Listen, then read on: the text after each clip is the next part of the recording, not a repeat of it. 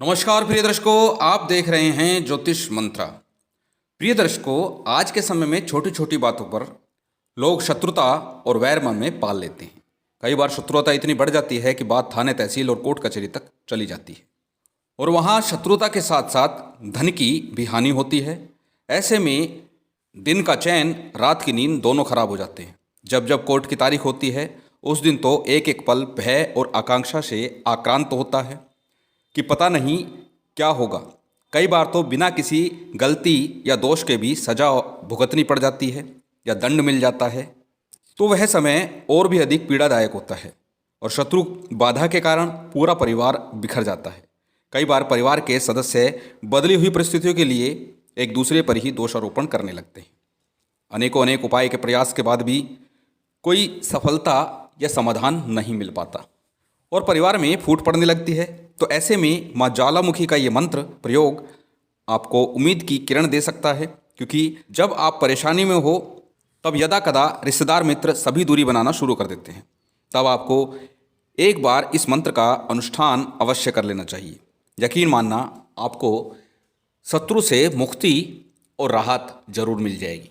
मुकदमे कोर्ट कचहरी में विजय प्राप्त होगी और परिवार में सामंजस्य और प्रेम फिर से बन जाएगा।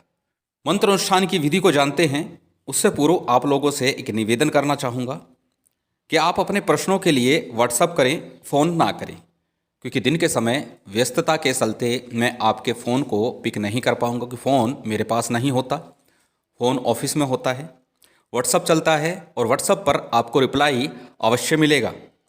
यदि ज़रूरी लगा तो मैं फ़ोन स्वयं कर लूँगा, अन्यथा आपके प्रश्नों का निराकरण व्हाट्सएप के माध्यम से ही किया जाएगा।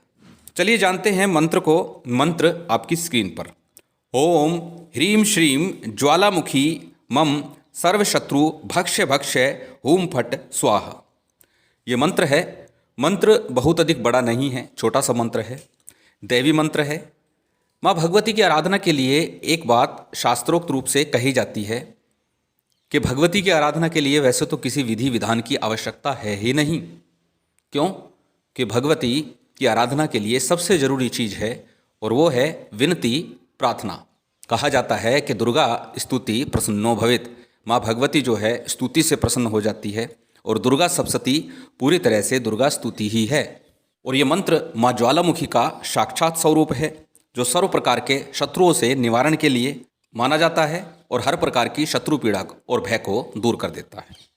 चलिए जानते हैं इस मंत्र के विधान को, किस प्रकार से इसका विधान करना है, किस प्रकार से ये मंत्र हमारे लिए कारगर हो सकता है, किस प्रकार से ये मंत्र हमारी सहायता कर सकता है।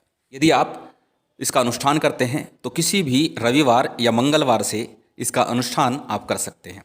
शुभ योग सिद्धि मुहूर्त हो, अमृत सिद्धि योग हो, स्वार्थ सिद्धि योग हो, गुरुपुख रविपुख योग हो, तो ऐसे योग में आप इस मंत्र का अनुष्ठान कर सकते हैं। घर के किसी एकांत स्थान में उत्तराभिमुख होकर के आप बैठ जाइए।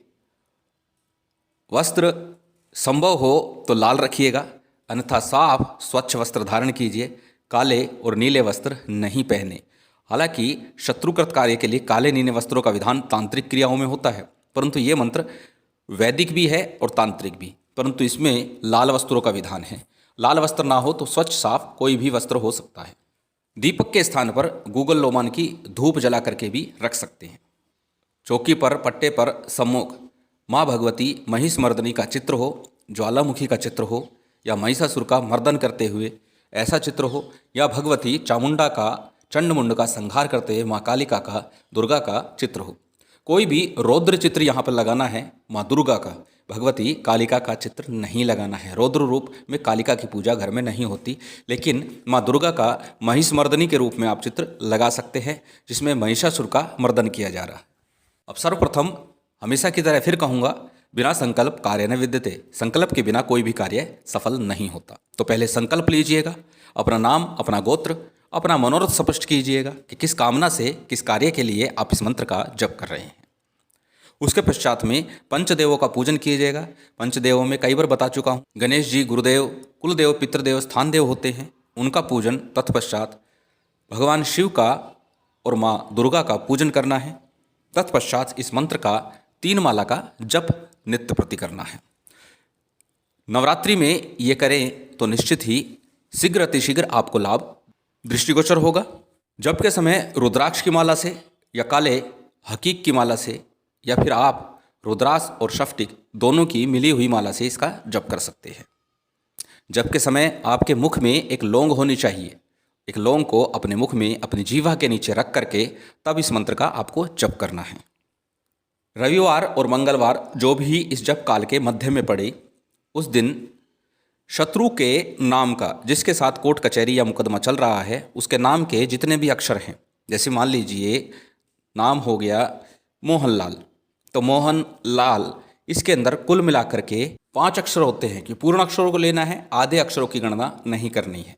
जैसे प्रकाश में पै का और शय लेना है, रै का आधा माना जाएगा, तो इस प्रकार जो पूर्ण अक्षर हो उसे लेना है। तो मोहनलाल में 5 अक्षर हुए, तो इस प्रकार से 5 आपको लौंग या काली मिर्च लेनी है और दहकती अग्नि के अंदर, यानी जब अग्नि प्रज्वलित हो रही हो और माँ ज्वाली मुखी का ध्यान करना है, थोड़ी सी अग्नि जला लेनी है। रविवार मंगलवार जो भी मध्य में पड़े नवरात्रों के, जब आप जप आरंभ कर दें उस समय आपको अग्नि में ये लौंग अपने शत्रु का ध्यान करते हुए, अपने शत्रु का नाम बोलते हुए, मंत्र का जप करते हुए, जैसे कि मंत्र का जप आपको करना है और फिर उसके बाद अपने शत्रु का नाम लेना है और लौंग डाल देनी है। जैसे ओम ह्रीं श्रीं ज्वालामुखी मम सर्व शत्रु भक्ष भक्ष हूम फट स्वाहा। अब मोहनलाल है तो उसका नाम लीजिए मम सर्व शत्रु हूम फट स्वाहा मोहनलाल स्वाहा, मोहनलाल स्वाहा, इस तरह से करते हुए 7 बार। ये एक उदाहरण है, आप इसे ले सकते हैं, परंतु एक बार फिर से कहूँगा, पहले भी मैं कई बार इस प्रकार के प्रयोगों के लिए बोल चुका हूँ कि छोटी छोटी बातों पर इन प्रयोगों को ना करें, क्योंकि बाद में हानि आपकी भी हो सकती है अगर बिना कारण किया तो। क्योंकि भगवान सब समझते हैं। आप उनको आमंत्रित करेंगे, बुलाएंगे, आह्वान करेंगे तो आपका कार्य अवश्य होगा। भस्मासुर ने भगवान का आह्वान किया, उनसे वरदान लिया और वो वरदान भगवान ने दिया भी, परंतु जब वो उल्टा प्रयोग करने लगा तो भस्म स्वयं हो गया। तो ये मान के चलिए, अगर आप गलत कार्यों के लिए प्रयोग करते हैं तो नुकसान आपका ही होगा। तो इसलिए अपने हित के लिए, अपने परिवार के हित के लिए, अपने सम्मान के हित के लिए आप इस प्रयोग को कीजिए और निश्चित माँ भगवती ज्वालामुखी की कृपा आपको प्राप्त हो जाएगी। यदि किसी प्रकार का कोई प्रश्न रहता है तो आप व्हाट्सअप कर सकते हैं। पुनः कहूँगा, कॉल ना करें, आपकी अति कृपा होगी कि कॉल पर मैं नहीं मिलूँगा, ऑफिस के लोग फ़ोन उठाएंगे तो आपको निराशा होगी। तो इसलिए फ़ोन ना करके आप व्हाट्सअप कीजिए। मैं आपके व्हाट्सअप पर रिप्लाई अवश्य करूँगा, निश्चित तौर पर करूँगा। थोड़ा हो सकता है विलंब हो जाए, लेकिन रिप्लाई आपको अवश्य मिलेगा। उम्मीद करता हूँ आपको जानकारी अच्छी लगी होगी, वीडियो पसंद आई होगी। यदि वीडियो पसंद आई हो तो कृपया लाइक कीजिएगा, शेयर कीजिएगा। यदि आप चैनल पर नए हैं तो सब्सक्राइब कर बेल आइकन बटन दबा दीजिएगा। जय माता दी, जय श्री राम।